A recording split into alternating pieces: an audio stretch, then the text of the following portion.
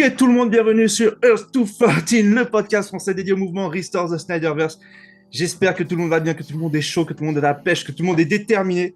Parce que être fan de DC, c'est être déterminé, c'est avoir la foi, c'est croire en l'impossible, c'est se taper des montagnes russes émotionnelles de baiser.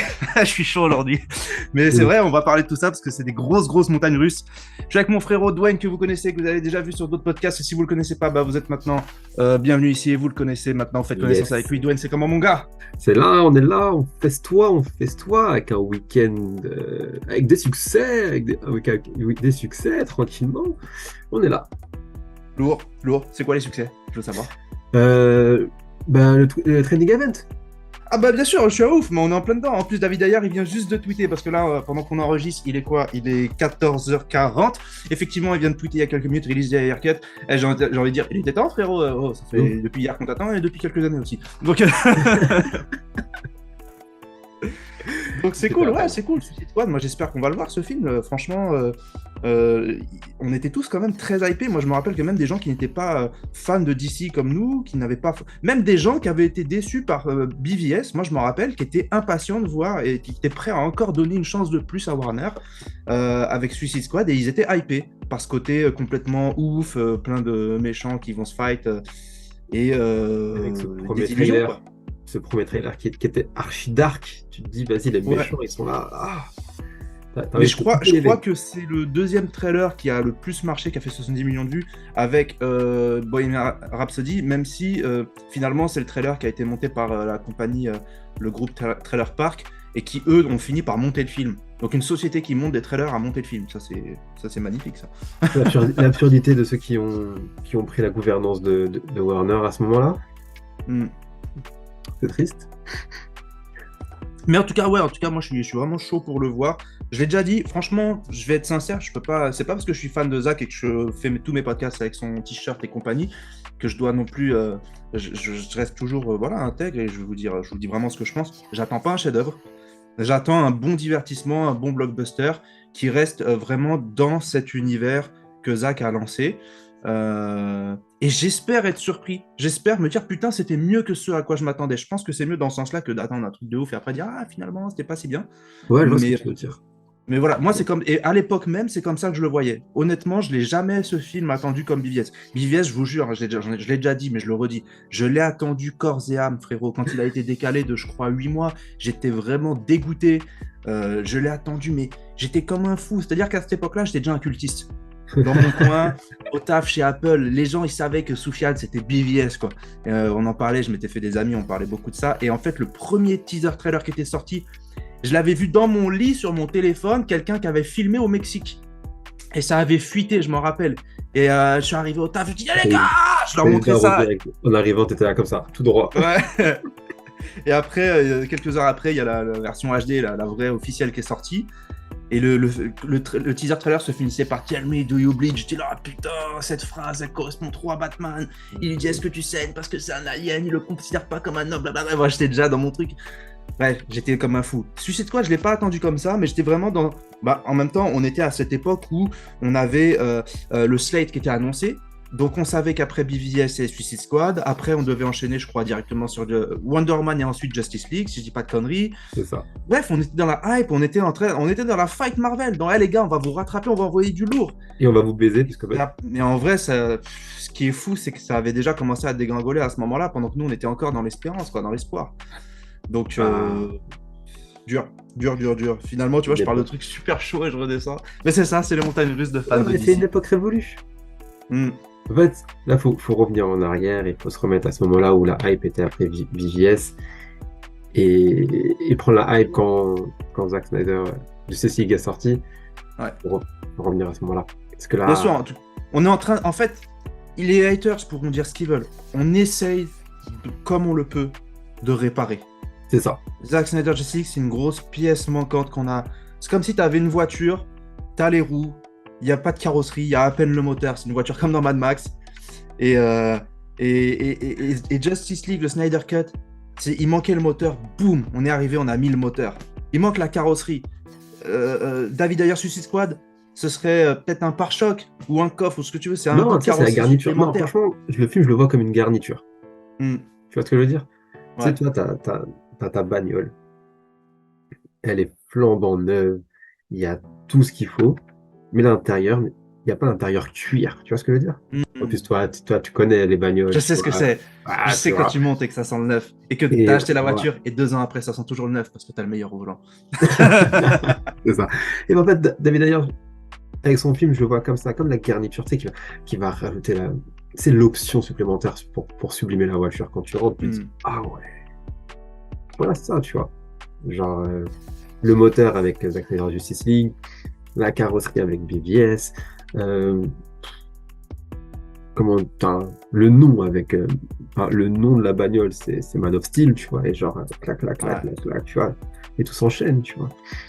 En tout cas, voilà. En tout cas, il a posté le hashtag pour la première fois. On l'avait jamais vu faire, donc ça peut être très bon signe, comme ça peut être du désespoir. Et théoriquement, il aurait déjà. C'était Non, hier, ou je aujourd'hui pense qu'il que, je devait. pense que Je s'il l'a fait, pense que c'est bon c'est que signe. c'est plié. Hmm.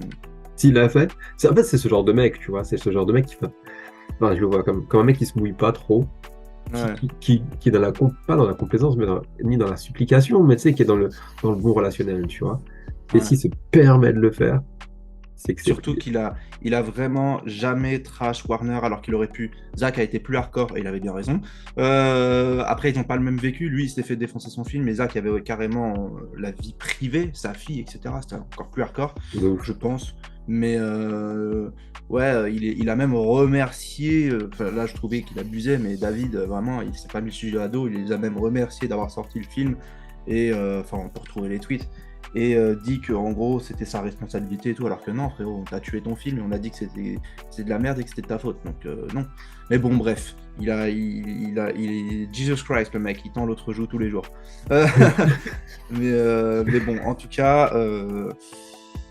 bon bah moi j'attends ce film. Je voulais dire un autre truc en fait et j'ai zappé. Mais ah oui, ce qui fait que je l'attends un peu plus aussi, euh, bah, comme c'est dans le Snyderverse, comme c'est l'occasion de voir peut-être 30 secondes de plus de Batfleck. Parce qu'ils disent plus de Batfleck, franchement, j'en attends pas beaucoup. Mais voilà, si on peut revoir un peu Batfleck, si on peut revoir les acteurs dans leurs rôles originaux, parce que les méchants, là, tout pas beau, là, bah, ils seront toujours là, tu vois, il y a des trucs qui sont toujours là. C'est ça. Après, la story avec le frère, là, machin, apparemment, ce serait différent, parce que ça, franchement, j'ai pas aimé du tout. Mais voilà, en tout cas, ça reste toujours un truc du Snyderverse, et c'est une pépite que j'attendrai donc bien plus que d'autres films qui nous ont été vendus, tu vois. Ouais, franchement, j'ai eu plein de potes, ils ont été déçus du film, parce qu'en fait, ils s'attendaient à un banger de ouf. Et quand Mm. le film est sorti, ils se sont dit, mais en fait, foutage de gueule, pourquoi l'autre il meurt à tel moment, mais c'est que c'est n'importe quoi, ils nous ont fait du Deadpool, mais c'est du édulcoré, mais c'est trop nul. Les méchants d'ici, ils sont connus pour être hyper badass, là, en fait, c'est des Barbies, c'est des bisounours. Mm. Et je Après, pense que, ouais, pardon, David Flo. Ayer, il avait respecté et malheureusement, on est tombé sur des mecs en fait qui voulaient simplement faire de l'argent et chercher un moyen de faire de l'argent Euh, en oubliant que il y a des films d'horreur, ils sont hyper gore et font de l'argent. Donc c'est vrai qu'il y a des mm. méchants qui sont méchants, très méchants, que ça va pas faire d'argent. Mais ça, c'est une histoire interminable à travers le cinéma, finalement. C'est des choses qui sont arrivées tellement de fois, des execs Donc, qui veulent pas parce que machin. Et finalement, c'est très souvent la vision de l'auteur qui gagne. Et ouais, non, concernant David Ayer Suicide Squad, pareil, putain, moi j'ai trop une mémoire volatile, c'est un truc de ouf là. On parlait, je voulais dire un truc, je voulais rebondir sur un truc là. Tu disais quoi juste avant? je me souviens même plus moi non plus. Bon, vas-y, laisse tomber, c'est pas grave, ça me reviendra plus tard. Mais ouais, c'était par rapport aux méchants. Donc oui, il y a une seule Badass. phrase, voilà, c'est ça, il y a une seule phrase que j'ai jamais vraiment aimée de la part de David Ayer, qu'il avait dit au Comic Con et qui me fait un peu peur par rapport au film. C'est que c'est la même crainte que j'avais un peu avec le film Joker. Tu vois, le film Joker, j'avais trop peur qu'on lui trouve des excuses en mode finalement c'est un bon gars. Non, non, non, non, c'est pas un bon gars. On peut parler du fait qu'il est malade, on peut parler plein de choses, que c'est la dérive, la pente de la maladie qui l'a emmené vers là, la maladie mentale. Mais j'avais trop peur qu'on en fasse un révolutionnaire, tu vois. Et il y a des gens qui l'ont pris un peu comme ça, Joker. Moi, je le prends pas comme ça, tu vois. Mais là, au moins, on est sur vraiment cette idée de une fin. Elle n'est pas ouverte la fin, mais presque. Tu vois, chacun a son interprétation. Ouais, Mais là, je vois ce que tu veux dire. avec David Ayer, ce qui m'a toujours fait peur, c'est qu'il avait dit une phrase, en gros, sur Comic Con, il avait dit que même les pires des bad guys, même les pires des méchants, ils sont humains. Tu vois, et ça, c'est quelque chose qui m'a toujours fait peur. C'est qu'il avait dit une phrase, en gros, sur Comic Con, il avait dit qu'avec ce film, il voulait montrer qu'en gros, que même les pires des bad guys, même les pires des méchants, ils sont humains. Tu vois, et ça, c'est quelque chose qui m'a toujours fait peur. C'est qu'il avait dit une phrase, en gros, sur Comic Con, il avait dit qu'avec ce film, il voulait montrer qu'en gros, que même les pires des bad guys, bah, des fois, ils pouvaient s'unir et devenir une famille, je sais pas quoi. Ouais. Je veux dire, ouais, frérot, la Suicide Squad, j'ai pas lu tous les tomes de Suicide Squad du monde existant, mais j'ai lu une quinzaine de Suicide Squad, les anciens, super vieux, là, et je les ai vus apparaître dans plein de DC animés, dans plein de BD aussi, etc. Après, c'est peut-être que je suis dans l'erreur, et puis chacun peut me dire en commentaire son point de vue. Pour moi, la Suicide Squad, c'est un petit peu aussi... bah, c'est des malfrats qui sont obligés de coopérer. Déjà, ils veulent se débarrasser de Waller s'ils le peuvent, et le premier qui a l'occasion de le faire, il le fera, de se débarrasser d'elle ou de se débarrasser de l'implant. Et s'ils doivent ou ils peuvent se trahir les uns les autres pour sauver leur peau, ils le feront.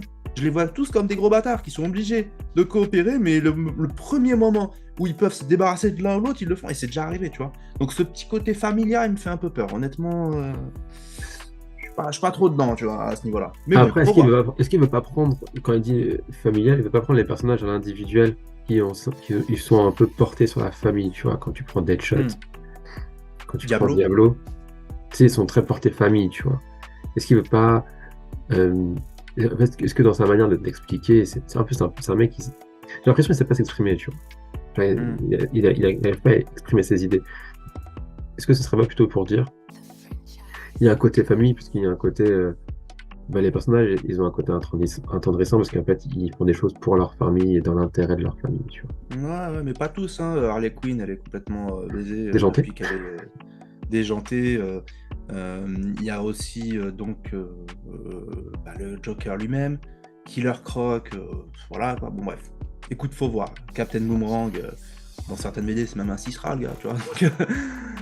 C'est particulier, tu vois. Bref, en tout cas, bon, c'était pas le sujet du jour aujourd'hui, le haircut, mais c'est une très très belle parenthèse. Avant de commencer notre podcast, on va parler de plein de choses. Moi, je parlais d'un truc de ouf, un truc de baiser qu'on a enfin pu organiser et que il faut absolument mentionner parce que jeudi 24 novembre, on va enfin pouvoir voir ou revoir le Snyder Cut dans une vraie salle de cinéma avec popcorn, grand écran, tout ce qu'il faut, canapé rouge flambant. Mais arrête de faire ton... Mais non, c'est toi qui organise, frérot. Non, il faut le dire, parce qu'en fait, je pense qu'il y a des gens ici qui ne sont pas forcément sur Twitter, mais si vous n'êtes pas sur Twitter, vous faites quoi, les frérots? Si vous ne suivez pas sur Twitter, je mettrai dans nos descriptions de Twitter, faut venir, les gars, parce que c'est là-bas que ça se passe. Pareil pour mon Instagram, earth.214, parce que j'ai annoncé là-bas, mais j'ai pas annoncé sur YouTube, donc je le fais enfin. Donc, cette projection, jeudi 24 novembre à 19h à Paris 15, c'est une projection, c'est un événement de charité, on le fait dans la tradition de ce mouvement de Snyder Cut, c'est-à-dire que c'est un événement à but non lucratif. Chaque place que vous prendrez contribuera tout simplement à payer la salle évidemment, mais aussi à financer l'événement, mais surtout aussi à faire un don à SOS Amitié. SOS Amitié en France, à Paris. Paris-Île-de-France. Paris-Île-de-France, donc qui lutte contre l'isolement, j'allais dire l'isolation, pareil. Même chose. Ils viennent chez vous, en fait faites un don, ils viennent chez vous et vous avez ils vous refont la toiture, surtout avec le dégagement d'énergie, on sait que l'énergie c'est quelque chose. C'est un sujet actuel, tu vois. Non, contre l'isolement et contre le suicide, donc c'est une association qui entre dans l'esprit de ce qu'on a fait depuis 3 ans et qu'on continue de faire occasionnellement avec... aux États-Unis avec AFSP, l'association de prévention américaine contre le suicide que Zach soutient.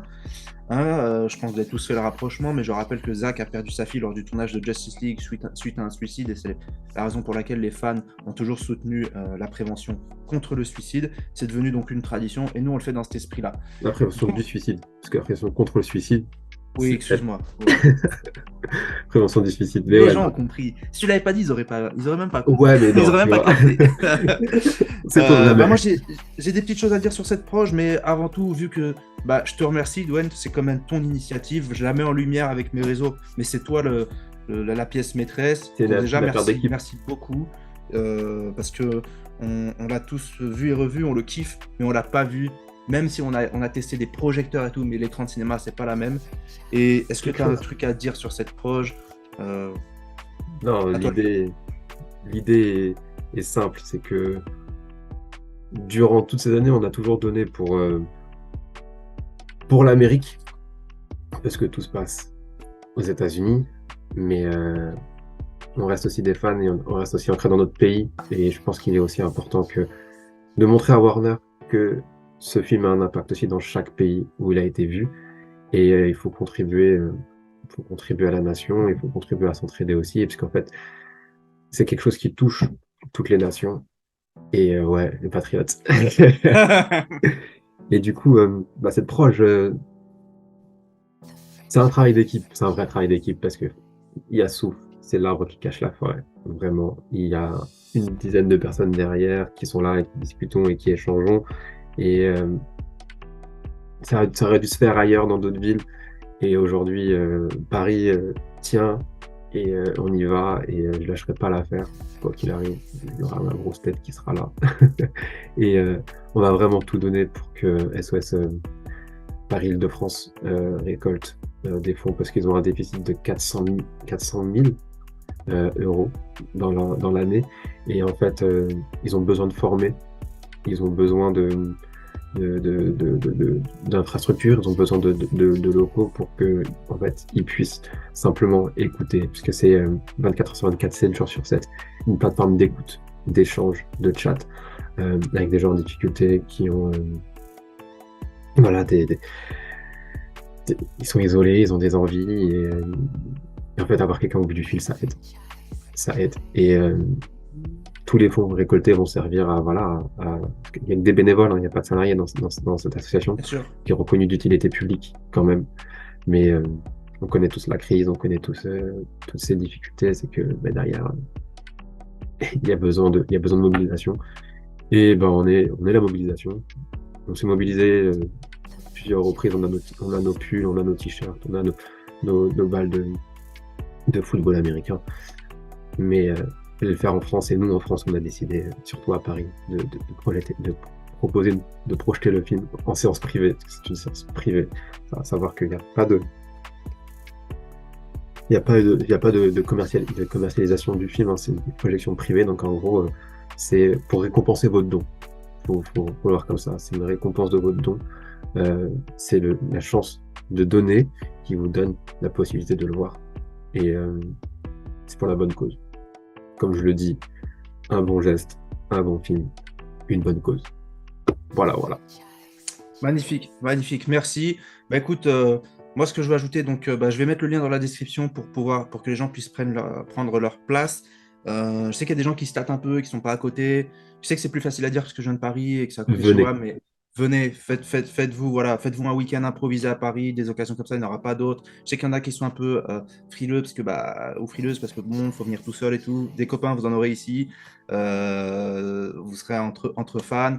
Ceux qui sont dans le coin, si vous avez des amis qui n'ont jamais vu le film, ils vont avoir. Moi, j'en ai parlé à des amis qui n'ont encore jamais vu. Ils vont avoir l'occasion de le voir sur grand écran. Ça, c'est un truc de ouf. C'est pas un événement qui est réservé que aux fans. C'est vraiment. Faut même que ça. Moi, j'invite à ce que. Il faut que ça sorte de notre cercle de fans. Totalement. Ça pourra faire découvrir ce chef-d'œuvre et le partager, c'est parce que c'est une passion et en général les cinéphiles adorent, on aime ça, partager ce qu'on aime, et aussi ce sera un moyen aussi, ils pourront connaître un peu notre cause, pourquoi on est tout le temps très engagé, Warner, pourquoi on veut que Zach revienne, machin, ils vont le comprendre d'eux-mêmes avec ce type d'événement. Donc moi j'invite vraiment tout le monde à se mobiliser, à venir. Je compte sur vous pour faire une vraie promo, pour diffuser le lien, pour diffuser l'événement, l'annonce. Moi, j'ai envoyé un texto à tous mes proches. Si vous voulez, je vous fais un copier-coller du texto, vous l'envoyez aussi. Au pire, mettez dans la description aussi. Ouais, je vais le mettre dans la description, voilà. Mais faites une réelle promo. J'ai aussi des personnes qui ont fait des dons sans forcément pouvoir être présents parce qu'ils n'habitent pas à côté. On les remercie beaucoup. Et d'autres personnes qui m'ont posé la question, oui, c'est possible.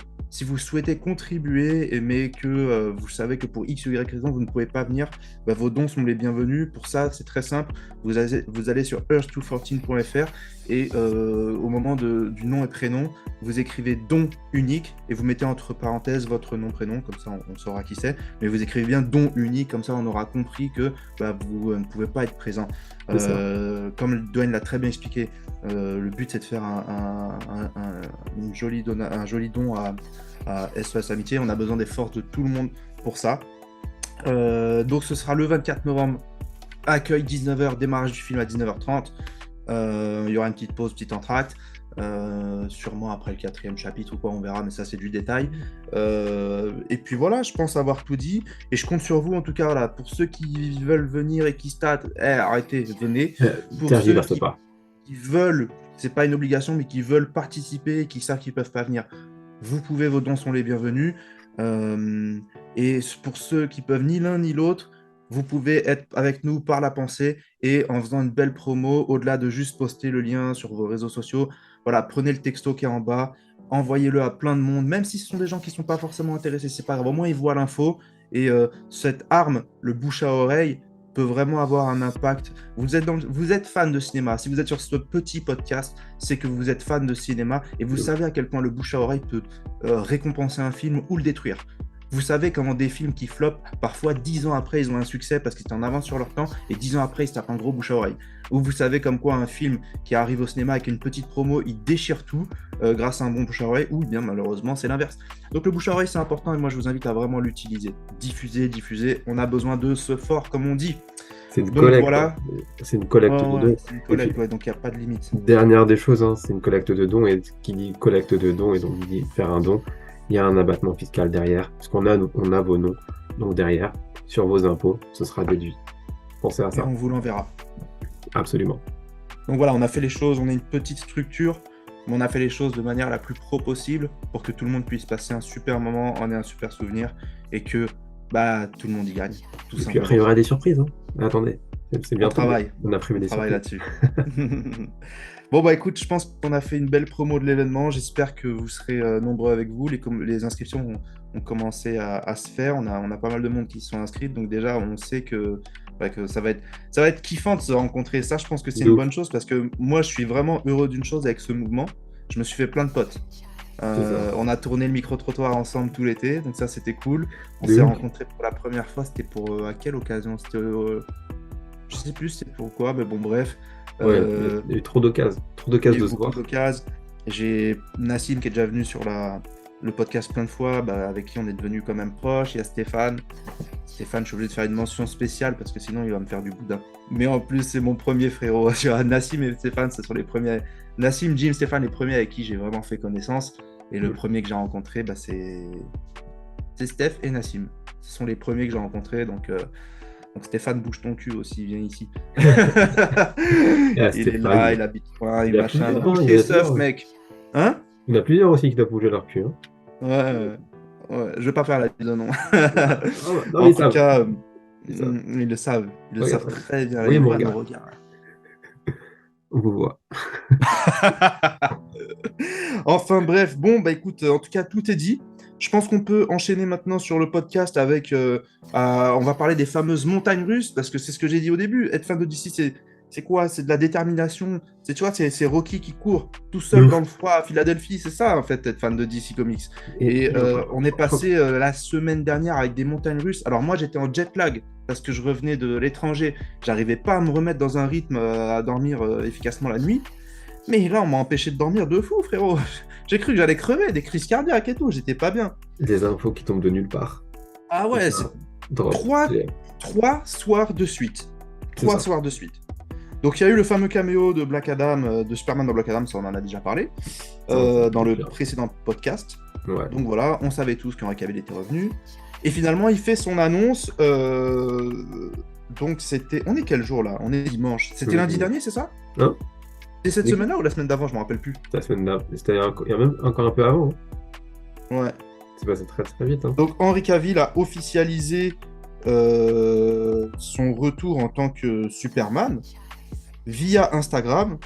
Et ça a été vraiment une bombe nucléaire, même si tout le monde le savait, parce qu'il y avait donc son retour annoncé, j'allais dire, mais qu'on avait vu vraiment dans le film. Et même ceux qui n'avaient pas vu le film, je pense, ils étaient... Attends, ça avait été teasé, ça avait été très très teasé. Ouais, c'était teasé, mais à la limite, t'as ceux qui suivent pas, qui peuvent pas savoir, et qui se sont pris pendant la projection du film. Ouais, mais donc il a fait son retour. The Rock, il aime bien ouais, c'était de moins en moins subtil, mais je pense qu'il en avait besoin, en fait. Honnêtement, hein, je pense que c'est parce qu'il en avait besoin. Donc son retour, hop, j'ai la date. Ah ouais, putain, bon bref, c'était pas grave. Alors, moi, je voudrais parler rapidement, parce qu'on n'a pas besoin de s'éterniser. Il a posté une photo. Hop. Et il a dit plein de choses. Il a posté cette photo que tout le monde connaît par cœur, parce qu'ici, il y a que des hardcore. On l'a tous dans nos téléphones déjà. Ouais. La première chose qui frappe, c'est tout de suite le costume de Man of Steel et la coiffure. On voit que la houppette, elle est vraiment, je vais pas dire exagérée, mais elle est Prononcé. très mise en avant, très prononcée. Au début, ça m'a fait chier. Et en fait, pourquoi ça m'a fait chier? Pas parce que c'est moche ou quoi, mais c'est toujours les vieux fantômes de Justice League. Cette peur, non pas de... Moi, j'ai pas peur que Superman devienne le Superman qu'on connaît, hyper bon, etc. Parce que de toute façon, il est déjà comme ça depuis le début. Les gens qui disent qu'il n'est pas comme ça dans Man of Steel, BVS, ils n'ont rien compris au film. Il est bon et optimiste. Il n'y a que il perd de l'optimisme dans BVS parce qu'il est éprouvé. Il est mentalement éprouvé. Lex Luthor le manipule et le peuple se retourne contre lui. Donc là, il va pas bien. Mais à part ça, il a toujours été... c'est juste que c'est un rookie dans Man of Steel. Il essaye de faire le bien, il essaye d'être bon, mais il sait pas comment s'y prendre. Et là, on devrait aller vers un Superman il a l'expérience Man of Steel, BVS, Snyder Cut. Il a cette expérience d'avoir sauvé le monde plusieurs fois, etc. Et là, il pourra donc mieux appréhender les choses. Mais j'ai les vieux fantômes de Justice League où j'ai peur que l'on ait un éloignement très drastique avec le Superman qu'on aime et avec en plus le fameux thème de John Williams qu'il y avait dans Black Adam. Donc tout ça, ça fait un peu peur. Voilà ce que ça m'a évoqué, même si je dois reconnaître que ça lui va quand même putain de bien. De ouf. Faut dire que la photo est dark. Très finalement, ouais. Il aurait pu apparaître avec un fond, avec un gros soleil, un gros fond blanc, des nuages ou quoi, un gros ciel bleu, un truc qui pue l'optimisme. Là, la photo, elle a quand même sur fond noir. Et lui, il est pas, on voit pas ses molaires. Hein. Non. Il sourit pas. Non. Après, dans l'aspect du truc, c'est vrai qu'en fait, t'as le fantôme de Superman qui sourit à la caméra des deux gamins. T'as ce fantôme avec son sourire dégueulasse, t'as ce truc-là, mais en même temps, le mec aime tellement le personnage, est-ce qu'il va le nuire comme ça, c'est rassurant. En fait, c'est ce qui va le... Il sait qu'en fait, dans Justice League, ça a été une daube. Lui-même, il le sait. Donc, est-ce qu'il a envie de rentrer dans... Non. Et en fait, c'est un mec... Il gère son image. Oui, il est très fort là-dessus, il est encore plus fort que les autres, et parfois un peu trop, parce que même pendant la campagne Snyder Cut, franchement, ça faisait chier de le voir aussi distant. On a commencé tous à se dire que c'était peut-être un traître, tu vois. Ouais, mais le truc, c'est qu'en fait, il dit des choses qui rassurent et d'autres qui font peur. Quand il te dit qu'il aime beaucoup Superman, qu'il aimerait le voir, je crois que c'était sur la promo de Fallout, si je dis pas de conneries, ou bien non, je crois que c'était plutôt sur une interview avec...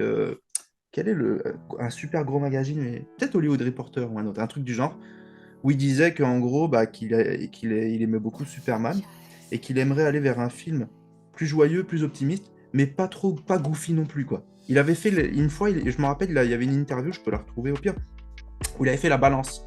Dans ses derniers propos, il parle d'un Superman extrêmement joyeux, machin, et c'est là qu'on a peur d'aller vers un truc goofy et naze, en fait. Après, c'est la traduction. Moi, j'ai en tête que c'est la traduction, parce que moi, c'est pas comme ça que je le lis. Je le lis de manière où où en fait, on est sur les thèmes de base de Superman, mais pas aussi léger qu'on pourrait le voir. Enfin, il va l'amener. Le ton va être un peu plus... comment dire, ça sera moins dark que dans Man of Steel et BVS. On a plus que en fait, on arrive vraiment à l'après Justice League de Zack Snyder, tu vois. On est vraiment où tu vois, il est fier de taper dans le temps. Moi, je vois ce moment où il va taper Steppenwolf, il a le sourire, tu vois, d'aller le cogner, tu vois. Moi, je pense qu'on est vraiment sur ce moment-là. Tu vois ce que je veux dire? J'espère qu'on sera vraiment dans cette continuité. J'espère. Ouais. Moi, du coup, ça m'a mis dans un mode.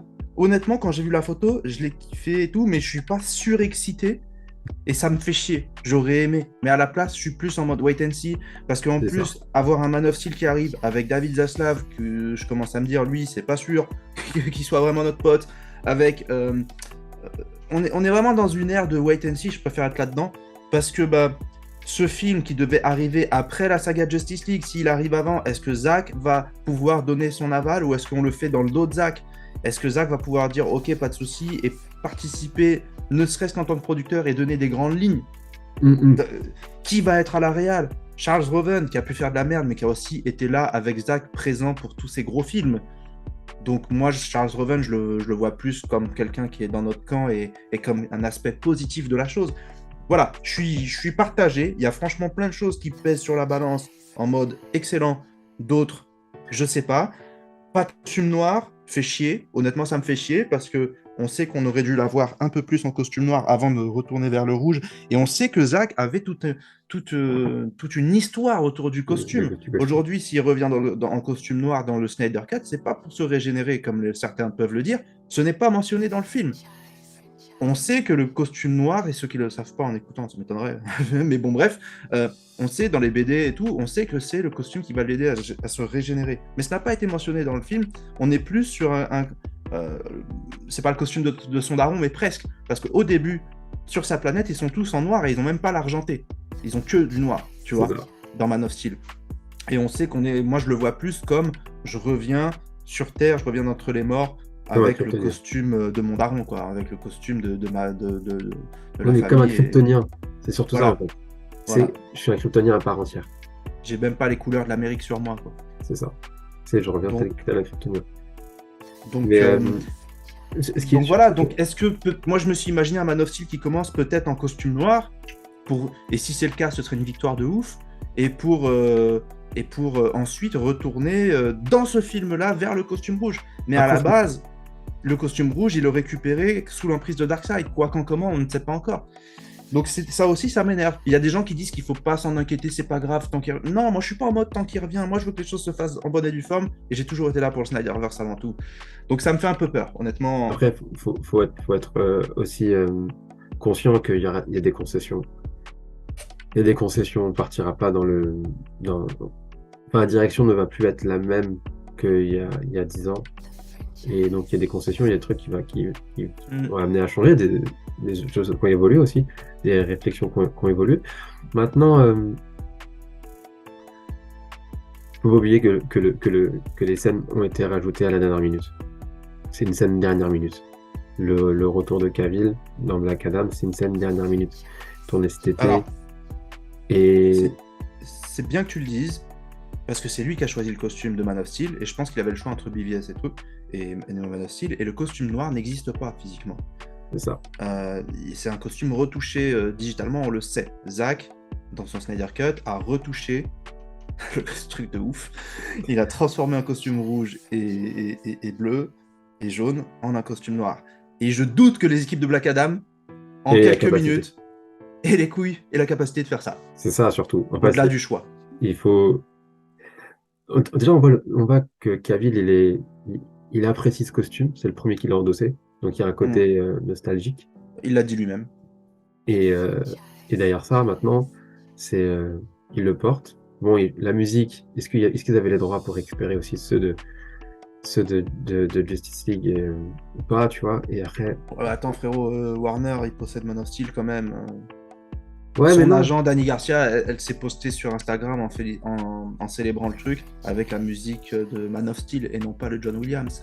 Donc ça aussi, c'est très particulier. Ouais, mais non. Tu sais, il y a tout un... C'est parce que la fusion a eu lieu que Warner et Discovery, donc forcément tout... Tu sais, il y a encore tout plein de tractations, tu vois. Je suis pas à 100% sûr que tous les transferts de droits et tous les trucs ont pu être faits juste à temps. Et puis après, on sait qu'Amada était encore présent à ce moment-là, donc en fait, ça se trouve, il a dit ouais, non. Non, moi je pense que c'est peut-être juste un choix, parce qu'Amada il voulait pas d'Henry Cavill, donc bah ouais, moi je pense que c'est peut-être juste, ou c'est peut-être juste un choix marketing pour parler au plus grand nombre. Mais ça aussi, ça m'énerve parce que le thème il a 44 ans, comme le dit si bien Jim, le thème de John Williams, merde quoi, il a 44 ans, alors arrêtez de nous faire chier à vouloir parler au plus grand nombre avec un thème qui a 44 ans, tu vois. Yes. Son thème à lui, c'est celui de Man of Steel. Ah ouais, je suis un cultiste en vrai. Mais après, comme je le dis, hein, on connaît pas tous les détails de son retour. Ouais. Et pour le coup, moi je pense que ce choix de musique est lié aussi avec... pendant 6 ans, ils n'ont pas voulu qu'ils reviennent. Hein. Donc, mettre une chanson, ils en étaient encore capables à ce moment-là. Ouais, je pense que non seulement ils n'ont pas voulu qu'il revienne, mais je pense que lui ne voulait pas aussi. Et je pense qu'il devait être en mode Ray Fisher, sauf qu'il l'a jamais dit. Ray Fisher l'a dit ouvertement, je reviendrai jamais sur Toby Emmerich et Walter Hamada. Oui, mais il l'a dit. Il me semble qu'il l'a dit. Hein. Je ne me rappelle pas l'avoir entendu. Il me semble qu'il s'est exprimé, ou en tout cas ça a été dit à demi-mot, mais que, enfin voilà, que étant donné qu'il n'était pas en accord, bah si, parce qu'en fait il lui demandait d'apparaître dans Shazam et qu'il a refusé parce qu'en fait ça rentrait dans une contractualisation. Son apparition, par exemple, à la fin de Shazam, où on voit il n'y a pas sa tête, et ben en fait, si c'était lui qui l'avait joué, ça lui retirait un film de son contrat. Et en fait, lui, il veut pas. Je savais pas ça, mais bien sûr qu'il veut pas, il est pas con, il a raison. Et c'est un élément. Magnifique, ça je savais pas. Il voulait pas qu'on lui enlève un film. Enfin, que même une apparition lui en fasse un film de son contrat, alors que c'est logique. C'est un avantage, mais ça prouve qu'en fait à quel point comme je disais, hein, son image est très importante et ce qu'il fait du personnage, c'est très important. Après, ouais, il veut explorer le personnage, il veut pas revenir tenir un putain de plateau. Il a raison. C'est ça. D'ailleurs, l'acteur, il continue de faire des posts et tout, dire je suis Superman, machin. Bon, franchement, je peux pas lui en vouloir d'essayer de percer, mais des fois, je dirais frérot. Essaye autrement parce qu'on veut pas de toi là. À part 2-3 trous d'ici fans. Ventilateur coucou. Hop là. Non, j'ai envoyé mon rire démoniaque là. En tout cas, ouais. Retour de Cavill, on attend. On attend, wait and see et tout. Donc voilà, on verra. Ça, c'est quelque chose. En fait, c'est marrant parce que j'ai le soir même, je vais au CrossFit et j'ai un pote qui est Arnold. Si jamais tu regardes mes podcasts, si c'est pas le cas, tu fais quoi dans ta voiture quand tu viens de Paris jusqu'au CrossFit, frère? Donc, en tout cas, il me dit t'es content aujourd'hui? J'ai lui aussi, il est fan de DC, il est un peu comme nous. Il aime les films DC bien faits, quoi. Et donc, je dis ouais, je suis wait and see. Frérot, on parle un peu, tu vois, et tout, on échange. On dit bon, en tout cas, ça sent bon, on verra et tout. Et le lendemain, là, c'était nucléaire. Là, et j'en ai parlé avec ce pote, avec Arnold en question. Je dis, ouais, ça, on l'a pas vu arriver. Je fais une métaphore, je dis, tu sais quoi? Je dis, c'est comme quand tu joues à Call of. Tu cours, t'as une arme, tu cours, tu kills des gens, tu cours. D'un coup, tu prends un virage, bim, tu vois un gars allongé par terre, il tire dessus, tu tombes. Et t'es dégoûté. C'est ça qui nous est arrivé. J'étais en train de travailler, de peaufiner le micro-trottoir. J'étais sur mon canapé. Et ça me faisait chier, c'était les sous-titres, c'était un enfer de faire les sous-titres. J'ai détesté ce moment. C'était long et dur. Et donc je le fais. Et un moment, au bout de 2 heures dans la tête dans l'iPad, j'en peux plus, je fais une pause. Je vois les notifs Twitter, il y en a 12 000. Et là, je vois quoi dans notre groupe d'échange? James Gunn et Peter Safran. Alors Peter Safran, je connais pas plus que ça. Mais James Gunn, annoncé CEO de DC Studios. Là, en fait, mes yeux, ils voient James Gunn, ils voient sa gueule. Et en fait, le tweet, je vois pas tout. Mes yeux, ils cherchent. Tu sais, j'ai la tête qui tourne et tout. J'ai chaud. Je regarde. Tu cherches le prank, tu cherches la blague, tu cherches le Je dis, ça doit être encore du fake comme d'habitude. Et là, je vois THR. Je dis, non. Et là, je regarde The Hollywood Reporter. Et là, j'étais pas yam. Quand je te dis que j'étais pas yam, j'ai failli tomber par terre. Façon de parler, j'étais assis. Mais vraiment, j'étais pas bien. Je dis, ça doit être une blague. Je vois, c'est pas une blague. Je vois lui-même le retweet. Je dis, mais non, ils sont pas allés jusque-là quand même. Moi, je me tue, j'éclate de rire parce que 2 jours avant, je vous dis Man of Steel 2, James Gunn, Man of Steel 2. Et là, je me dis, et là, ça tombe. Petite référence pour ceux qui l'ont oublié où Toby Emmerich voulait absolument que James Gunn fasse un film Superman et tous les jours au bureau, quand il le voyait, il criait James Gunn, Superman. Connard, là. Toi, déjà, lui, il est. Non, ouais, ça part tout seul, je suis désolé, mais Toby Emmerich, je peux pas. Mais non, ce gars, heureusement qu'il est plus là, putain, heureusement. Mais des fois, je commence à avoir peur, en fait. Hein. Je me dis, est-ce qu'on a vraiment eu mieux en échange? Mais. Est-ce que c'est donc, son émissaire? Est-ce que c'est pas. Non, je rigole. Non. Ouais, pour James Gunn. Alors... Un sourire forcé. De quoi? T'as eu un sourire forcé quand j'ai dit son émissaire. Non, James Gunn, franchement, moi, je ferais pas partie de ceux qui disent ouais, il aime les comics. Eh, il est pas le seul. Donc, Déjà, ça, c'est le premier argument. Quand les gens me c'est disent comme il nous, aime, on aime les il aime les BD, on comics, aime il y les a pas de mangas, seul. tu vois. Faut Il y a trop regarder. de gens qui sont dans le métier, qui sont des créatifs, qui sont passionnés de comics. Il est loin d'être le seul. Zach, C'est leur d'ailleurs, est un culture. gros. En fait, c'est leur Et en culture. plus, c'est leur culture. Et en plus, des fois, ça veut pas toujours tout dire. De ouf. Parce que je sais qu'il aimait bien les comics, Christopher Nolan, notamment Batman, mais de là à être comme Zach, ça m'étonnerait. Et Non. pourtant, il nous a couché de super films. J'ai jamais entendu parler de Todd Phillips en tant que grand fan de comics. Et pourtant, il t'a accouché de Joker, donc ça veut pas toujours dire. Voilà. De ouf. Là, on parle de la création d'un univers, etc. Pour moi, c'est très simple. Déjà, honnêtement, je le vois vraiment comme un aveu d'échec de la part de Warner Bros. Discovery. Ils ont pas réussi à. Ils sont allés le chercher lui, parce que lui, il fricote avec Kevin Feige. Il a été producteur exécutif sur les 2 derniers Avengers. Donc, il est en interne chez Marvel, donc il a vu comment le MCU s'est constitué. Et je ne le vois pas comme quelque chose de rassurant. Je le vois comme quelque chose d'inquiétant. Parce que clairement, ils sont allés chercher quelqu'un de l'autre camp, vraiment en mode fais-nous la même chose. Toi, tu es en interne, tu as vu. Je suis sûr qu'ils doivent se dire ça d'un côté. Fais-nous un truc du genre. En Et fait, ça fait chier parce que on sait pas où ils vont en fait. C'est pas en clair. fait, Pour moi, ça me. Excuse-moi, juste finis avec ça. vas-y. J'ai plus l'impression qu'ils savent. J'avais l'impression qu'ils savaient où ils allaient. Finalement, j'ai l'impression qu'ils savent pas vraiment où ils vont et qu'ils ont. En Ils fait, ils sont un ont les peu grandes perdus. En lignes. fait. Ils ont les grandes lignes. Maintenant, euh, est-ce qu'il y a des gens compétents dans l'entourage, en sachant que bah voilà, Emmerich et Hamada se sont pointés et ont fait les gens, ouais, bah regardez, nous on est en capacité. Il y a eu qui? Il y a eu l'autre avant Hamada, là, l'autre asiatique, là, Kevin Tsuchihara. ouais, Tsuchihara, voilà, je vais dire Tsuchihara, mais ouais, Tsuchihara qui était là. Il y a eu Sarnoff aussi. C'est des gens, ils ont eu de la gueule et au final, Oh, Sarnoff faisait le café, les photocopies, je crois. J'ai jamais eu vent de. Bah, elle a fait quoi? pas que. Elle a lustré les. Non, je rigole. Elle a fait quoi, la vaisselle? Elle a lustré certaines choses. Mais très... T'es con. Pardon, C'est pas bien. c'est pas bien, c'est très misogyne ce que je viens de dire. Bah, moi aussi, hein, je l'ai envoyé faire la vaisselle. Non, mais vraiment, parce qu'en fait, Anne Sarnoff, elle est arrivée vite, elle est repartie vite. Bon, ça, c'est pas vraiment de sa faute. C'est Mais vrai. elle a fait quoi, en fait? On sait pas du tout qu'elle a été À part dire, chez à part Discovery. dire, en fait, à part être une pionne dans les magazines pour dire ce qu'on lui demandait de dire, clairement, parce qu'en Ouais, fait, je sais pas ce qu'elle a fait. elle a pas, ouais, apporté de pattes et de plus-value. Et en fait, c'était là la problématique de Warner, c'est qu'en fait, ils sont dans un environnement toxique. Et en fait, toute l'industrie des films chez Warner est toxique et dans une spirale où il faut la sortir de cette toxicité. C'est pour ça qu'il a osé aller chercher Kevin Feige pour lui dire, vas-y, viens t'occuper de chez nous, parce que en gros, Alors ça, c'est une rumeur. Je sais pas si on peut confirmer. Ce serait ouf quand même que Warner Bros. Aille moi, direct. Tu parles de Warner Bros. Discovery, de David Zaslav. ouais, Je pense que c'est pas impossible qu'il soit allé avec un gros c'est chèque, au mais culot. je pense que mais c'est une rumeur qui est pas confirmée. Mais Oui, mais si c'est le cas, si c'est vrai, c'est encore un plus gros aveu d'échec que James Gunn. non, justement, enfin moi, tu sais, je pense en tant que grosse entreprise, une grosse entreprise, tu veux quelque chose de solide. Tu vois que l'adversaire, il a réussi à monter quelque chose de solide. Tu vas aller chercher le mec qui est à la tête de ce truc-là. Et c'est totalement normal.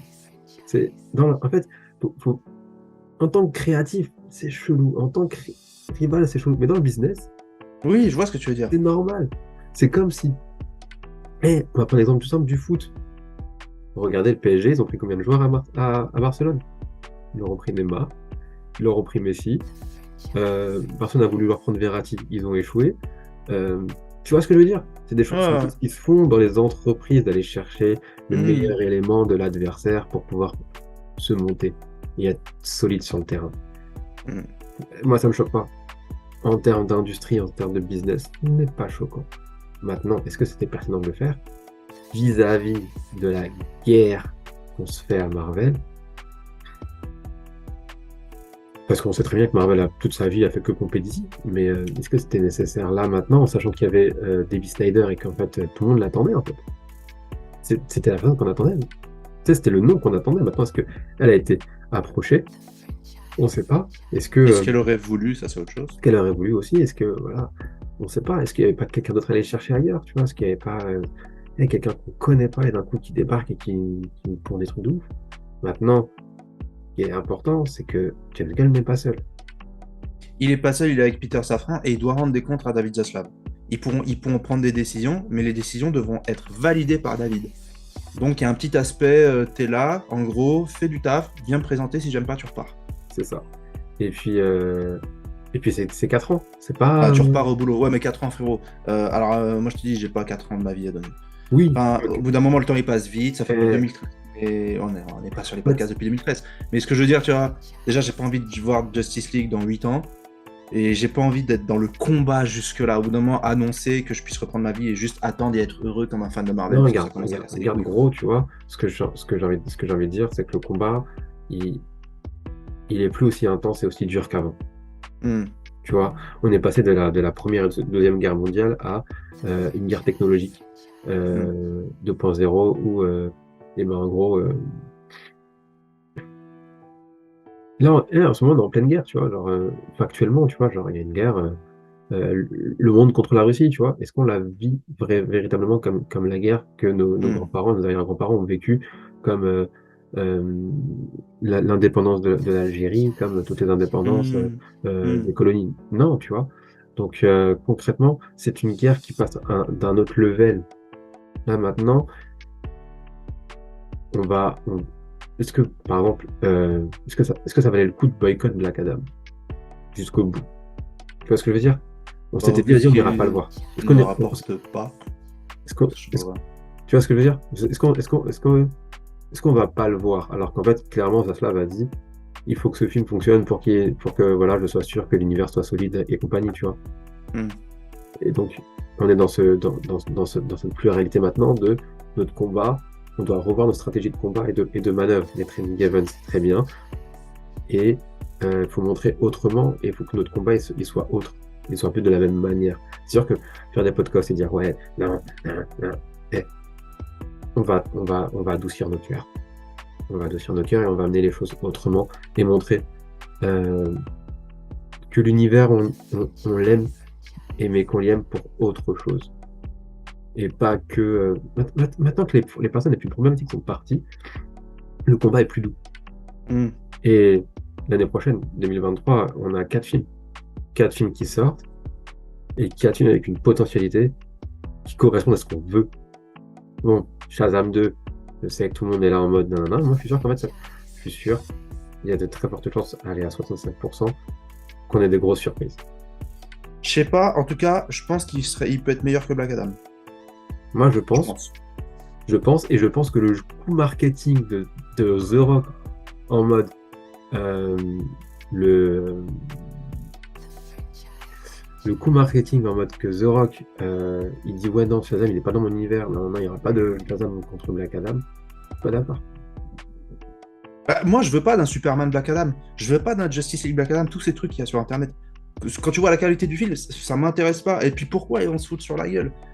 Eh gros, on a Darkseid, un putain de méchant de ouf qui nous a été teasé. Ça m'intéresse. C'est au bout d'un moment votre Black Adam. Si c'est pour voir l'ego de Dwayne Johnson déborder dans un film mal écrit qui va juste être là pour faire de la bagarre et casser des bâtiments, ça m'intéresse pas, frérot. Mhm. Là, on te parle de Darkseid qui va amener toutes ses troupes à l'ancienne parce qu'il a pas les boîtes mères avec ses vaisseaux de ouf qui va. Non, mais quand tu penses juste à Man of Steel, la destruction de Metropolis avec General Zod qui tente son invasion avec ses quelques troupes, lui, il débarque avec son Mordor de l'espace. C'est ça. Mais les gens, ils sont là. Ouais, Black Adam versus Superman. Ça pue la merde. L'idée pue la merde. Je vous le Non, dis. faut, Pue la merde. faut- faut- faut être, faut être, Ah, je suis méchant. faut être, euh, faut être carré là-dessus, en mode euh, le, le film, il va être, il va ramener d'autres univers, d'autres choses, et, euh, et il sera connecté à d'autres choses. Moi, je pense que Shazam 2 va amener un Black Adam versus Shazam avec Superman. Hmm. Ça va être ça l'issue. Pourquoi pas à la limite Superman, un peu comme dans l'animé qui était très bon, qui dure je crois une demi-heure, Superman qui vient un peu coacher Black Adam, euh, Shazam, sauf que la magie va l'affaiblir, et du coup, on a un peu Shazam qui va prendre confiance en lui et vaincre Black Adam, blablabla. Bon, bref, pourquoi pas. Après, le but, c'est pas de revoir l'animé version film, parce que sinon, ça n'a pas Non, de c'est sens. sûr que Mais, mais voilà, en tout cas, on s'est un peu écarté. Pour revenir à Ah, James pardon. Gunn. Moi, Pardon, c'est James vrai. Gunn, ce qui me convient vraiment pas, c'est que euh, en fait, c'est facile pour moi de pas être content. Bah, j'aime pas ce qu'il fait en fait. Donc, vous pouvez pas me blâmer pour ça. Hein, chacun ses goûts. C'est- Personnellement, je trouve que c'est pas un réalisateur. Moi, alors les gens vont tous me dire, mais il a fait les Gardiens de la Galaxie. Les Gardiens de la Galaxie, certes, il l'a fait, mais tous les films du MCU, il y a Kevin Feige derrière. Donc, tous les films du MCU, les réalisateurs sont bridés. Et de temps en temps, on ressent un peu leur patte. Ryan Coogler, dans Black Panther, on ressent un petit peu sa patte. On la ressent pas de ouf comme dans un Fruitvale Station, comme dans un Creed ou quoi. On la ressent un peu sur les plans, sur la thématique. Euh, et donc, après, si je prends l'exemple de The Suicide Squad, c'est un film qui est bien réalisé, The Suicide Squad. Attention, hein, ça, je le nierai jamais. C'est un film qui est bien réalisé parce qu'il a eu carte blanche d'un début, milieu, fin. Euh, pour ce que c'est bien écrit dans le sens où il y a une cohérence du début à la fin, les personnages, voilà, il a vraiment fait son truc. de ouf. Là où je trouve là où je peux te dire que c'est mal écrit, c'est parce que moi je n'aime pas. Donc si je veux être objectif, je vais pas dire que c'est mal écrit, je vais dire moi je n'aime pas comment c'est écrit parce que l'humour de Gunn. Après, je suis conscient qu'il va pas, il a pas intérêt à nous faire des films vraiment qui seront tous sur son ton à lui. Comme par exemple, il avait dit qu'il ferait pas de film de Superman parce que c'est pas un truc qui lui correspond. Mais ça me fait quand même peur, parce qu'on sait jamais si, par exemple, il veut s'inspirer du MCU, qu'il veut mettre un peu d'humour partout pour qu'il y ait une marque de fabrique, et qu'il veut faire la même chose que chez DC. Lui, déjà, j'aime pas son humour, mais il me fait pas rire. Il me Après, fait vraiment, vraiment pas rire, jamais. C'est bite, cul, chat, prout, caca. c'est ça. Je suis désolé, c'est pas drôle. Mais après, Pour moi, c'est vraiment pas drôle. C'est nul. après est-ce que la commande ne lui a pas été faite à ce moment où il y avait Amada et compagnie? On veut que tu fasses la même chose qu'il y avait à Marvel. Donc, tu sais ce que je veux dire? Bah, de toute façon, son Suicide Squad, c'est un gardien de la galaxie vulgaire, C'est ça. avec des méchants, au lieu C'est- d'avoir des y gentils. a- C'est un peu ça. Hein. T'as toute la liberté. On veut un gardien de la galaxie avec toute la liberté que nous on t'accorde. C'est-à-dire, tu peux mettre des gros mots, tu peux mettre tout ça, tu peux mettre des scènes de sexe. Alors que les autres n'avaient pas le droit, mais bon, bref. C'est ça. C'est ça. Et ça Mais, aussi, on l'a toujours en travers, tu vois. mais l'idée, elle est là. Ouais, Gunn, il peut nous réserver des surprises. Mais je pense Je que. serais le premier à dire que je me suis trompé. Hein. Je serais pas que je me suis trompé, mais je serais le premier à dire ok, franchement, bien joué, ou quoi. Il n'y a pas de souci, j'aurais pas de mal à le reconnaître. Mais ouais, il peut amener des surprises, on verra. Quoi. Mais ouais, non, en fait, moi je pense qu'en fait. Après, je pense que c'est une tête d'affiche. Tu sais, c'est un mec, en gros, tu sais, c'est une figure de proue, James Gunn. Oui, j'y ai pensé à ça. Il y a un peu ce côté, euh, les gens l'aiment bien, on le prend. Comme C'est ça. ça. C'est ça, en Mais sachant que, comme tu l'as dit, hein, c'est la dernière roue du carrosse. Il restait que lui. ouais. Pour le coup, comme il restait que lui, on le met avec Peter Safran parce que il, il valent le coup. Peter Safran aussi, il a des trucs derrière lui, tu vois. Hmm. Et puis, DC Comics, les films DC n'ont pas besoin de chercher à faire de l'humour type Marvel. DC Comics peut avoir de l'humour. J'ai jamais dit qu'il ne fallait pas qu'il y ait de l'humour dans les films il DC. y en a quand tu Il y regardes en a. Watchmen. Regarde Watchmen. Moi, la scène qui m'a tué et qui m'a. Tu sais, moi, j'étais gamin en plus. Quand tu vois dans le vaisseau la scène de sexe, Hmm. et ça, c'est humoristique, c'est comment c'est présenté. Le moment où ils atteignent le Covid et ils appuient sur le bouton, le lance-flamme et tout. Ouais. Tu vois, quand t'as 15 ans, tu te dis, waouh, ouf! Au final, c'est de l'humour, c'est amené de manière poétique, mais c'est de l'humour, c'est romancé, tu vois. Mais des exemples, il y en a plein d'autres, frérot. Il y a des exemples dans la trilogie de Nolan. Alors, c'est pas de l'humour Marvel. Tiens, prends ton petit morceau de chocolat. C'est différent. Il y a toujours et il y a cette petite subtilité parce que c'est. Alors ça tourne ça a souvent tourné autour de Batman, mais tu vois dans le film Wonder Woman, moi je me rappelle qu'il y avait 2-3 blagues. Je disais c'est vraiment nul, mais bon vas-y pourquoi pas. Et il y avait quelques blagues qui fonctionnaient mieux. Ouais, dans Wonder Woman, j'aime bien le côté ingénu de Diana quand elle ramène Steve Chez les Amazones. et en gros elle le met dans le bain et d'un coup Oui, exactement. tu vois c'est C'est à cette scène que je pensais. c'est Et con. après, les scènes où elle se change, c'est un peu plus cucu, tu vois. Oui, Où elle est chez les humains. Mais pourquoi pas? Parce que en fait, le film est rattrapé par des trucs lourds. Mais le truc, c'est que ce que je veux dire, DC Comics peut avoir de l'humour, mais n'a pas besoin de chercher à faire la marque de fabrique. Déjà, moi, la marque de fabrique du MCU, elle me saoule. Parce que si tu désamorces toutes les grosses scènes ouais. d'émotion, tu les désamorces tout de suite qu'il y a une blague à la con derrière. Donc ça, j'ai jamais aimé ça. Bon, on va Mais un côté dramatique et tout, mais c'est quelque chose que justement que Amada et toute sa clique là voulaient correspondre, mais que concrètement aujourd'hui, ça m'énerve. Mais et t'es des concrètement anges, t'en aujourd'hui, sors partout. on n'aura plus ça. Enfin, tu vois, on n'aura plus ce côté-là.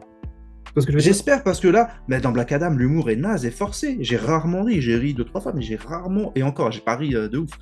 Et en fait, ouais, mais t'as chez beaucoup d'action, t'as énormément. ouais, En fait, tu vois, en fait, franchement, Black Adam, je lui mets un 6, 6,5, 7, grand maximum. ça c'est trop, frère. Mais pourquoi? Parce qu'en fait, c'est un film où tu sens qu'il a été entrecoupé. Tu vois, il est parti d'un postulat de base à on veut ça, on veut ci, on veut ça, et à ça ne convient pas, ça ne convient Mm. plus, vous ne réussirez pas, et ça nous fait un. Tu t'en souviens, BVS, la version cinéma avec BVS, la version Mm. Mm. Ultimate Edition? Et Mm. en fait, on est là. Black Adam, c'est la même chose. Tu sais qu'en fait, c'est un film, il a été haché. Oui, bien sûr. Il est passé au hachoir, comme la baguette de pain ou comme ton pain de seigle que tu mets dans la machine là. Et en gros, en fait, ils ont entrecalé. Pour Bien sûr. réajuster, pour rehausser, pour tendre. Et c'est pour ça que Bad Girl a été annulé, c'est parce qu'en fait, il était impossible de remettre des éléments intéressants. Blue Beetle, le mec, à mon avis, était très intelligent parce qu'en fait, il a dit ouais, on va sur une direction et ils ne casseront pas les couilles, sinon le film on ne le fera pas. J'en attends tellement rien de Blue Beetle, je m'en bats les couilles. Et c'est aussi pour ça que The Flash n'est plus le même film qu'on nous a annoncé le 1er janvier 2022. Que Aquaman 2 il est parti en reshoot encore. Et que. Enfin, tu vois ce que je veux dire? Et que Shazam il a été repoussé. Parce qu'en fait, concrètement, ces 4 films de l'année prochaine, on verra totalement le ton qu'on veut donner à DC sur ces prochaines années. J'espère. Et c'est pour ça que James Gunn, figure de proue, Safran, il va être là en mode je suis un pote à James Wan, tu sais quoi, dans 2023 on va nous annoncer The Trench, ça me surprendrait pas qu'il le fasse enfin. Parce qu'en fait, ça va être là, ils savent très bien que ça va être là le succès. Quelque chose de mature, de sérieux, et qui ne surfe pas sur la vague Marvel, en sachant que Marvel, ils sont partis sur la vague de surfer sur ce que faisait DC il y a 10 ans.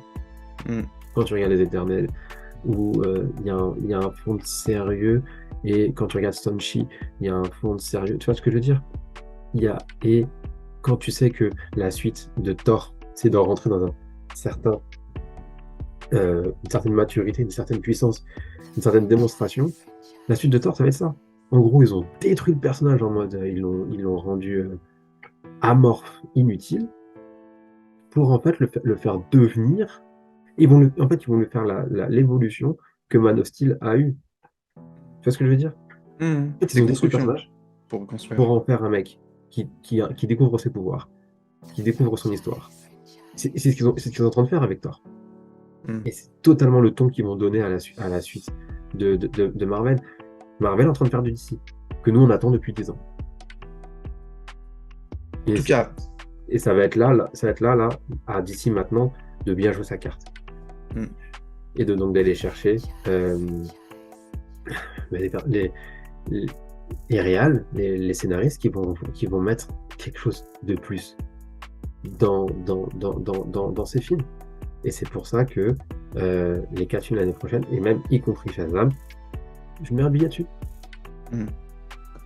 Il faut pas avoir peur de James Gunn. Ouais, bah on verra. Alors, en tout cas, ouais, pour finir mon chapitre, ouais, moi je reste en mode on verra. Désolé.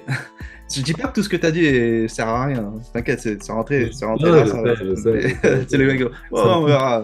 on En dirait, mode, on dirait moi quand on me parle, je fais, ah, t'inquiète. t'inquiète. Et en vrai, regarde, j'ai ma poupée vaudou là. Je dis, ouais, on verra. Ah, tiens, mon gars, j'ai mis des aiguilles et tout.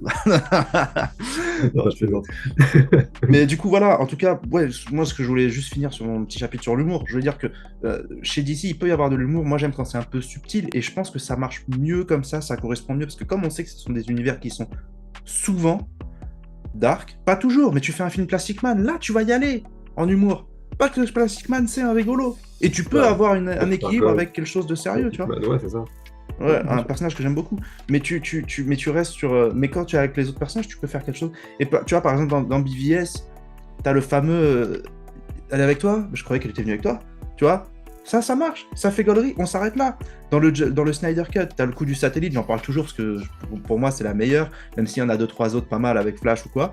Il y en a deux, trois autres un peu moins bonnes de temps en temps. Mais de manière générale, eh ben, on est dans l'étude du personnage. C'est ce que j'ai déjà dit, je pense, dans l'un de ces podcasts. On rit de la manière qu'a le personnage de réagir parce que ça lui correspond, parce que oui, de toute façon, c'est le personnage, il aurait tellement réagi comme ça. De ouf. Et non pas parce que il dit une blague. Tu vois, c'est pas pareil en fait. Donc quand tu as ta Flash qui dit attends, mais t'as un satellite? J'en ai 6. Ça marche de ouf! Ça marche de ouf, tu vois C'est ce que comme je veux dire? Et C'est quoi ton super pouvoir? Je suis riche. Bah oui, voilà, c'est bon ça. Et c'est simple, ouais, et ça marche, et c'est efficace. Mais quand tu cherches à en faire trop, et l'humour de Gunn, moi je le trouve forcé, mais je le trouve beauf aussi, je le trouve vraiment. Et je peux parfois rire de trucs cons, hein, mais en fait, moi, si on devait parler humour quelques minutes, de manière générale, ce que je vais préférer, Attends, deux c'est secondes. l'humour. 2 secondes.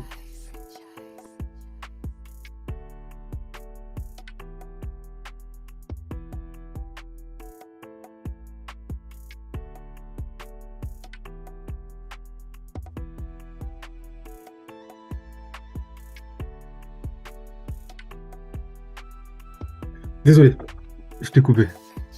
Ouais. De manière générale, moi, ce que je vais vraiment préférer dans l'humour, ça va être tout ce qui tourne autour du jeu de mots. Ça, c'est personnel, hein, c'est moi, hein. Mais par exemple, c'est pour ça que l'une de mes comédies qui m'a beaucoup fait rire, c'est le Dîner de con. Camelot, les premières saisons. J'aime bien le boulet aussi. Là, on est plus un peu dans la répartie, dans la punchline, plutôt que dans que dans le jeu de mots. Euh, Ça, c'est pour du côté français. Après, dernièrement, le flambeau, j'ai beaucoup gaulerie, même si on est dans le jeu de mots, mais on est aussi dans la connerie de temps en temps. Je peux rire aussi de la connerie. Si je devais parler d'humoriste, en France, j'aime beaucoup Haroun. D'ailleurs, je vais le voir bientôt. Il est très fort. Il est très fort. J'aime bien ce Moi, je côté regarde drôle et Haroun, intelligent. c'est fin. Voilà, fin. J'aime bien la finesse, en fait. Après, je peux aimer le cucu caca de temps en temps ou le truc un peu plus hardcore. J'aime beaucoup Mustapha El Atrassi. Ce côté hardcore où je vais tout niquer et tant pis si ça vous plaît pas. Et en fait, je l'ai vu 2 fois en spectacle. Il y a, il y a l'un de ses spectacles. Ils étaient tous sur YouTube, il s'est fait strike. Maintenant, ils sont sur son propre site. Soi-disant trop hardcore, soi-disant. Bon, bref. Euh, et du coup, il y a un moment où il y a un spectacle. Je te jure, quand je l'ai vu, tu regardes le public, ils se pissent dessus, les gens, ils en peuvent plus. Et c'est le seul spectacle, je me dis, j'aurais aimé le voir en vrai, celui-là. Hmm. Vraiment, il en a un, celui qui est en noir et blanc, le titre c'est Nique sa grand-mère. Il est chaud, il Ouais, est je vois lequel. vraiment chaud celui-là, Je il vois est lequel. incroyable. Tu l'as vu? J'ai vu des extraits et tout, et j'ai fait, non, mais... En fait, c'est à partir de là que je me suis dit que le mec, en fait, c'était lui qui dominait le monde de l'humour français. Mais clairement, clairement. Parce que l'humour politiquement correct, les, les, pff, les Kev Adams et compagnie, là, oh, c'est pas possible. J'ai rien contre le gars en soi, mais ce qu'il fait, Oui, non, mais c'est pas oh, recherché. C'est pas recherché, c'est clair. ouais, non, c'est pas possible. Mais bon, bref, dans l'humour, tu vois, donc je peux aimer des trucs un peu, parfois un peu grossiers, un peu cons, comme de manière générale, je préfère la finesse, et je pense que DC Comics, pour éviter de tomber dans regardez, je fais comme Marvel, et deux, pour avoir leur propre marque, ben ils devraient vraiment rester dans la finesse. C'est ce qui fonctionne le mieux. Et c'est dans ces moments-là où on gaulerie sans se dire « Ah, t'as vu, ils essayent de faire du Marvel ».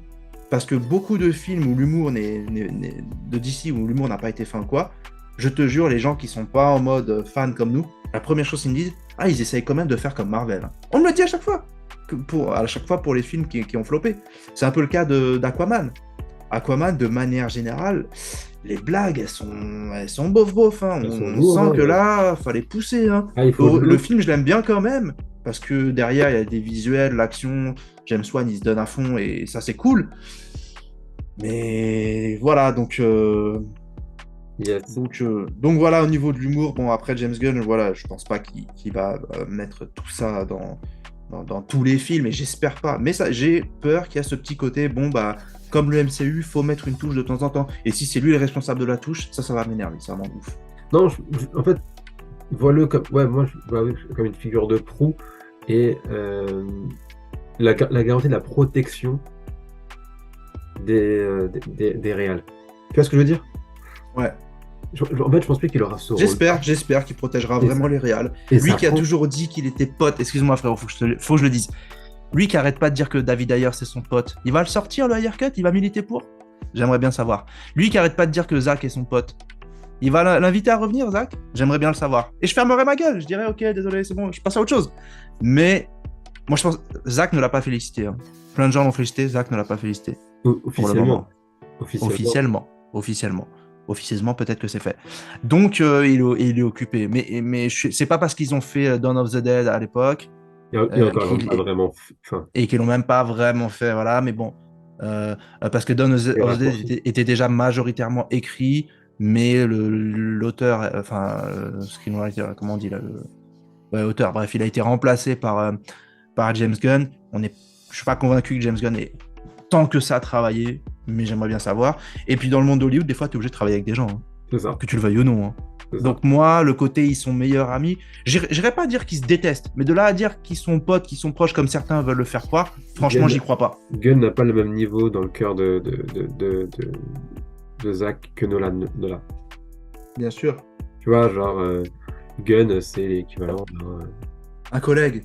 Ouais, voilà. Que tu croises de temps en temps dans le couloir. C'est ça. Et de temps en temps, tu es sur un projet, faut bosser un peu ensemble. Tu vois, je pense que Gunn, il est au même niveau que Jenkins pour Zach. Tu vois, genre, c'est son petit. C'est son petit, clairement, tu vois, genre, pas de souci. Il est pas au niveau, ça c'est sûr. En tout cas, après, les goûts et les couleurs peuvent se discuter toute la journée. Moi, je comprendrais jamais qu'on puisse mettre un James Gunn au-dessus d'un Snyder. Non, clairement pas. Et puis regarde, et en plus, soyons honnêtes, hein, si James Gunn a accepté le poste, c'est qu'en fait, il sait que en termes de réalisation, il est pas au niveau. Il est pas capable. C'est comme les stars qui acceptent de faire The Boys, qui acceptent de faire, c'est qu'en fait, ils savent que sur le marché, ils sont en difficulté. Tu vois ce que je veux dire? Sur le marché, ils sont pas capables de concurrencer ce qu'il fait actuellement. Donc quand tu prends des postes là où tu es plutôt en retrait et que visuellement on va moins te voir sur le terrain, c'est qu'en fait, je l'ai expliqué, hein, j'ai dit James Gunn, ça va être un Pep Guardiola. Guardiola, sur le terrain, il est rincé. Je connais rien en foot, mais les gens... Il est passé entraîneur. J'ai compris ce que tu voulais dire. Tu vois ce que je veux dire? Il est passé entraîneur, tu vois. James Gunn, c'est pas Zinedine Zidane.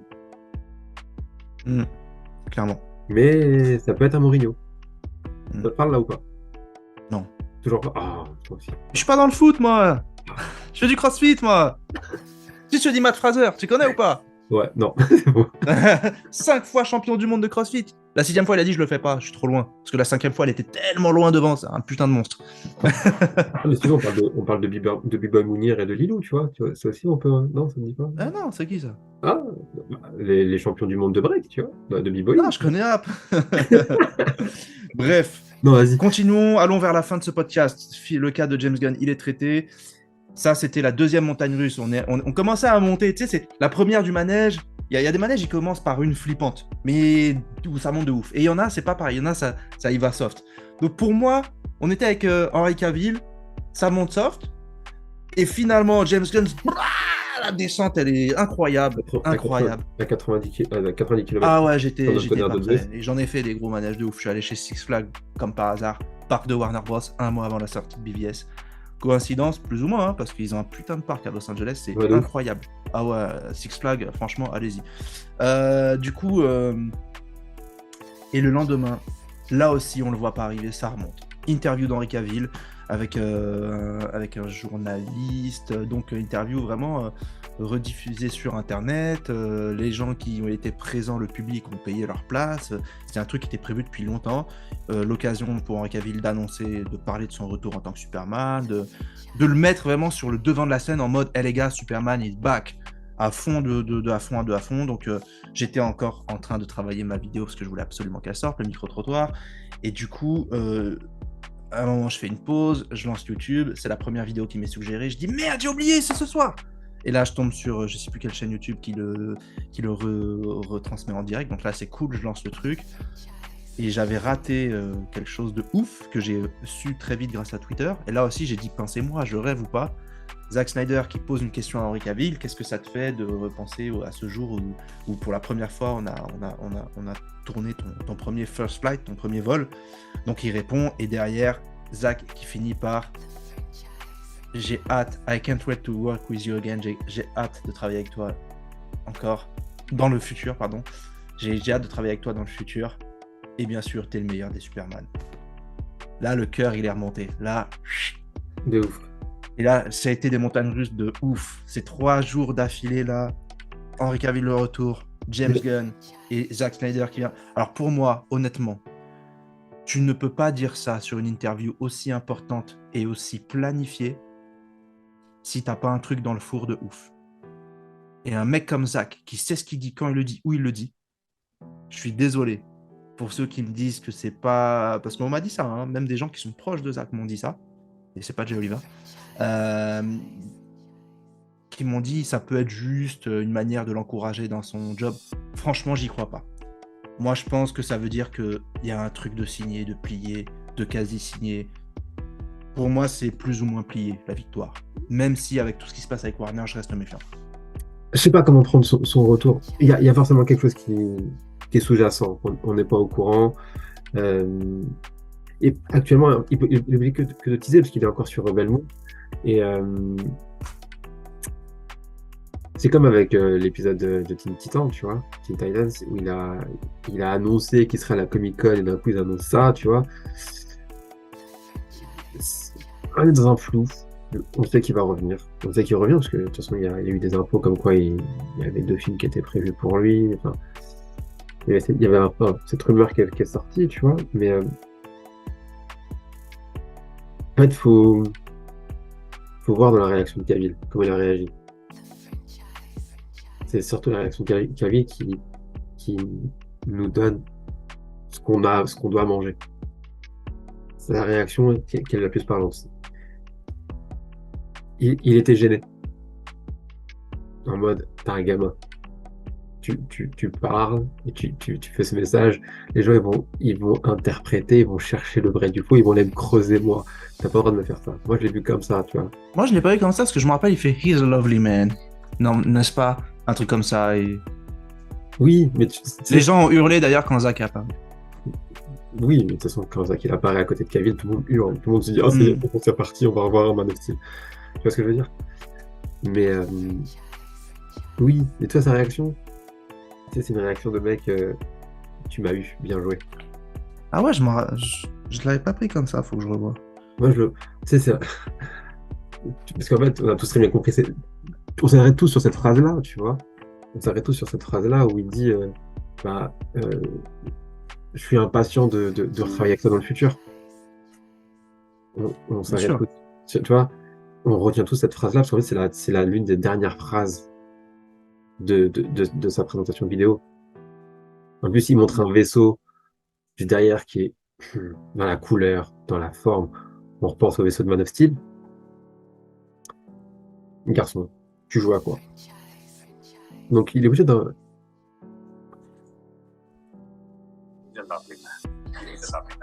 And I'm enormously appreciative of everything he's done for me, especially by casting me Man of Steel. Those are formative memories of mine, career-wise. It was when everything changed, and he's done for me. Regarde la Greatest Superman.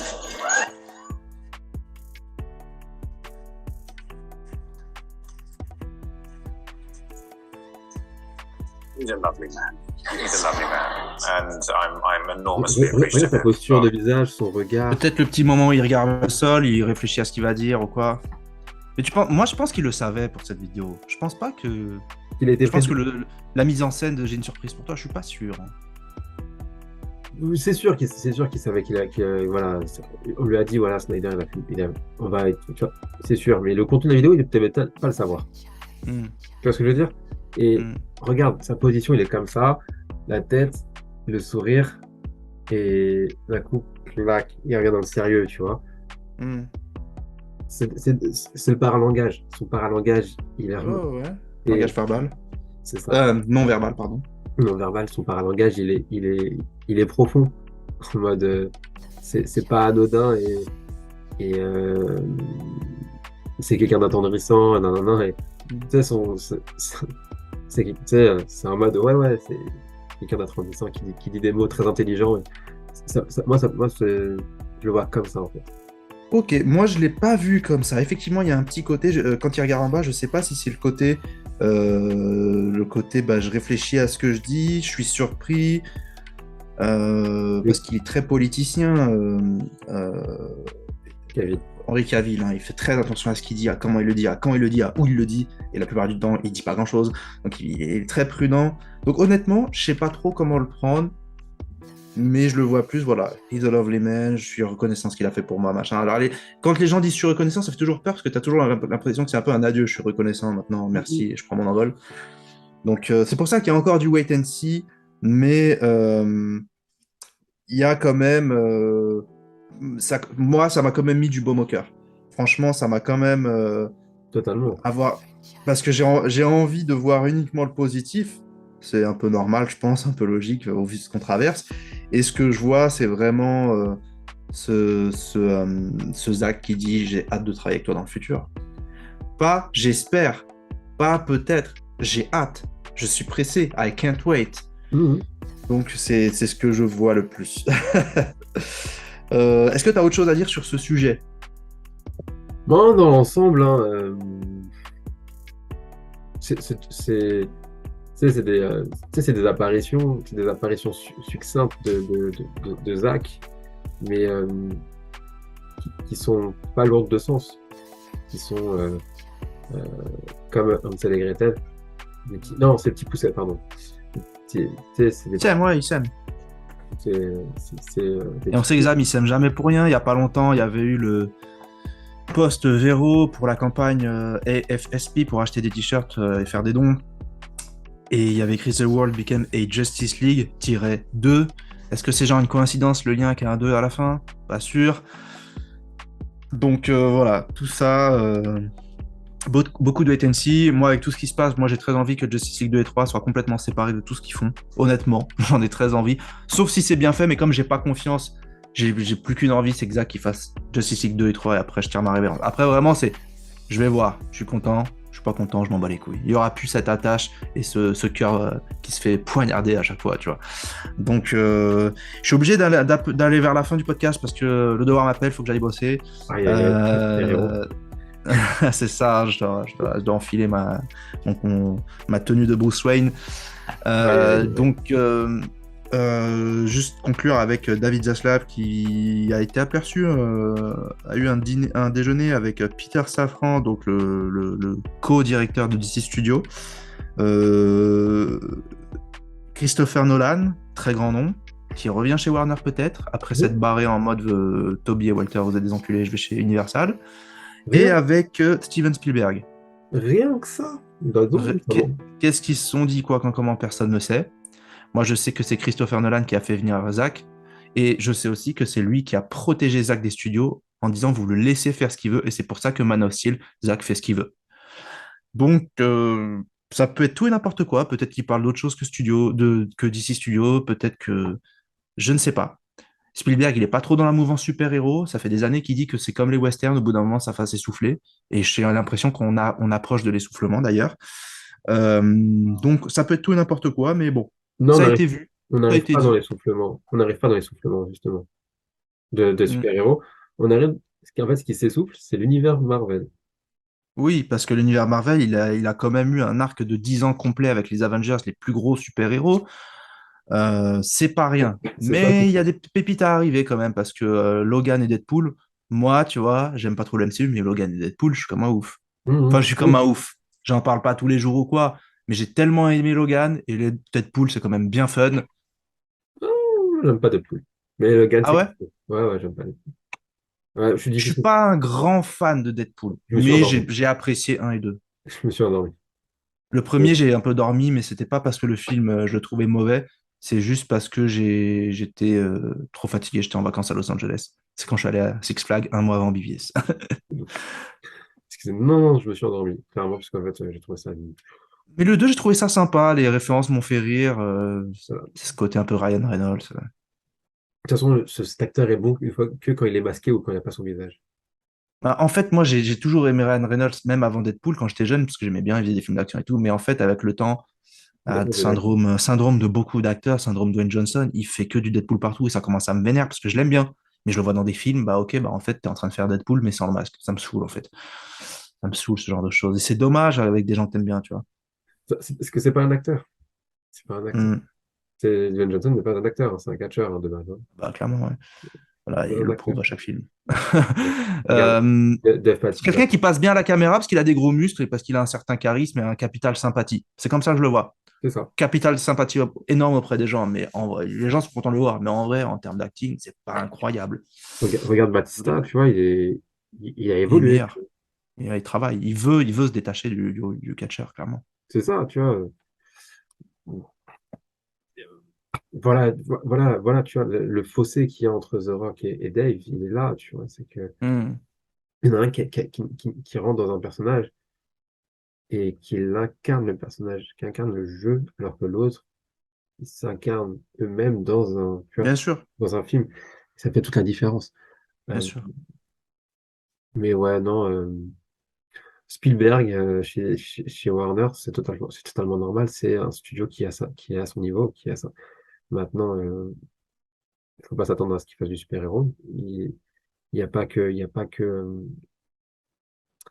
il y a pas que DC chez Warner, hein. Ils ont fait Bien sûr. pas mal de films. Non, Hein. bien sûr. Il y a, enfin, la méthode Williams, hein, c'est le film avec Will Smith hein, sur Oui, oui. la famille de Serena et Venus Williams. C'est un film Warner Bros. Donc euh, voilà, il y a Harry Potter, il y a tout Il y ça. a plein de choses. Il y a beaucoup de choses. C'est diversifié. Nous, on se concentre sur DC parce que on aime, mais enfin, il y a tout un tas de films produits par Warner Bros.